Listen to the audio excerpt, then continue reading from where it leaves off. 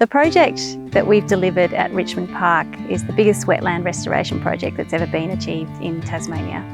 What we've done is remove a levee that was stranding a temperate saltmarsh community from its normal tidal flows.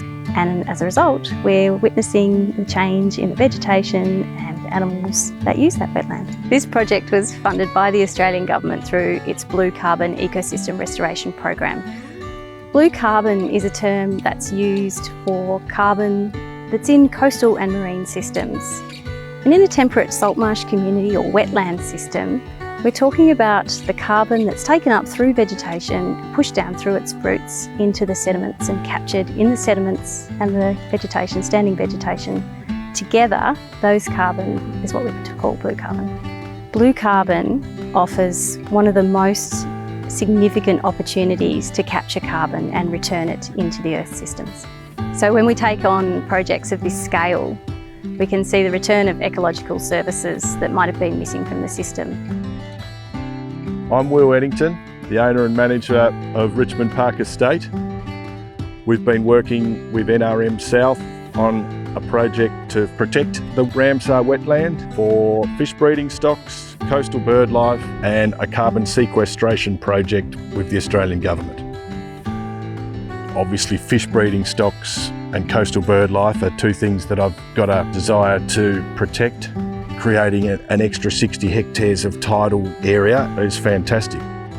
In the short time that we've put the project into action, I'm seeing significant changes. The tidal zone is looking like an inland sea now. It looks fantastic at high tide. The samphire is certainly looking really vibrant. There seems to be a lot more crabs, bird life. On a day-to-day basis, I'm noticing significant change. My name is Vishnu Prahlad. I'm a senior lecturer in Geography, Planning and Spatial Sciences. I'm involved in leading and coordinating the ecological monitoring that we're doing here as part of the restoration at Richmond Park.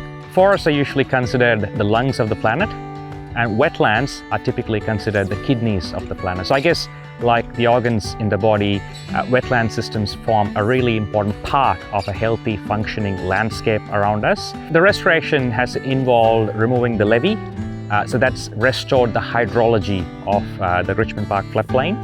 And also part of the restoration, we've fenced out the area, which has removed the sheep from this environment. Previously, the water levels were either too low or too high. So what we've done here is to set the water regime right, so that now we're having this regular flooding, and that's really created the right environment for the wetland here. And along with the tides, you're also getting a lot of fish coming in, shrimp and other crustaceans. And that's creating a habitat here that's then suitable for crabs and snails. And the plants are also coming back, but also that's also bringing the birds as well. The great thing about this project is that we are looking at the ecosystem as a whole and really try to understand how that ecosystem is responding from the restoration that we're doing here. So we've just caught the fish using the seine net.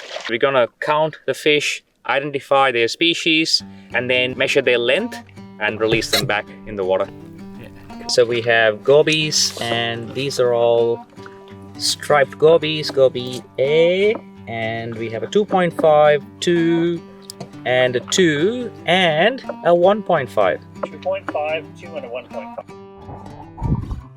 Alright, so let's pop it on the tray, and we have a LOI mullet, and it's about 7 centimeters, and we'll release it back now. We've got a multi-beam sonar set up in the channel, and you can see the visual coming through here. And what we're looking for is movement in the form of fish, and often you see it in schools. And that's capturing all the fish that's going into the Richmond Park floodplain and also coming out of the floodplain.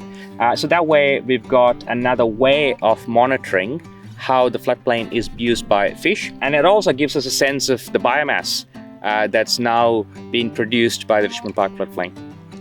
This is now a really, really important fish nursery. So that's, contributing to recreational fisheries, commercial fisheries. It's important bird habitat. It's also a flood soak. So when you get a large flood event, the water is better stored here rather than affecting people's house. But obviously we would like to track the change over time in 5 years' time and 10 years' time, and really try to understand the overall benefits of the restoration that's happened here. My name is Victor. I'm a company director at Blue Conservation Services, and we have partnered with NRM South, with the University of Tasmania and with RMIT to account for the benefits of this restoration project at Richmond Park. Environmental economic accounting is a combination of normal conventional ecological monitoring and accounting. Putting the environmental data into accounts so that we can describe change that occurs at a particular site. So at this site, we're interested in describing changes in the extent of different habitat types, changes in the condition of the habitat, and also changes in the ecosystem services that are occurring at the site.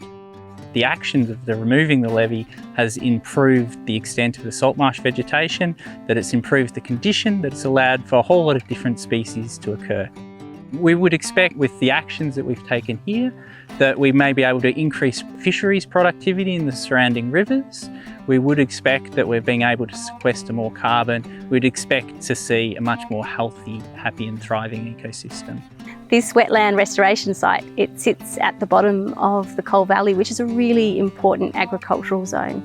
So its ability to be able to cycle nutrients at the end of that system it's really important. So what we've been able to achieve here is actually a return of those benefits to the system. As we've gone through the process, I've learnt quite a bit.